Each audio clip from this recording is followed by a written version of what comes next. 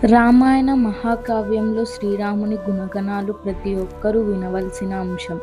మొదటిగా మంచి గుణవంతుడు, రెండవదిగా బలవంతుడు, మూడవది ధర్మం తెలిసిన ధర్మాత్ముడు, నాలుగవది కృతజ్ఞత తెలిసినవాడు, ఐదవది ఎల్లప్పుడూ ధర్మాన్నే పలికేవాడు, ఆరవది మంచి సంకల్పం కలవాడు, ఏడవది గొప్ప చరిత్ర కలిగినవాడు, ఎనిమిదవది సృష్టిలో ఉన్న అన్ని ప్రాణులకు హితాన్ని కోరుకునేవాడు, తొమ్మిదవది మంచి విద్యలు నేర్చుకున్న విద్యావంతుడు, పదవది ఏ పనినైనా సమర్థవంతంగా చేసేవాడు, 11వది ఎన్నిసార్లు చూసినా ఇంకా ఇంకా చూడాలనిపించే సౌందర్యవంతుడు, 12వది గొప్ప ధైర్యవంతుడు, 13వది కోపాన్ని జయించేవాడు, 14వది అమితమైన తేజస్సు కలిగినవాడు, 15వది ఎదుటి వారిలో మంచిని చూసేవాడు, 16వది అవసరమైనప్పుడు శత్రువులపై కోపాన్ని ప్రదర్శించేవాడు.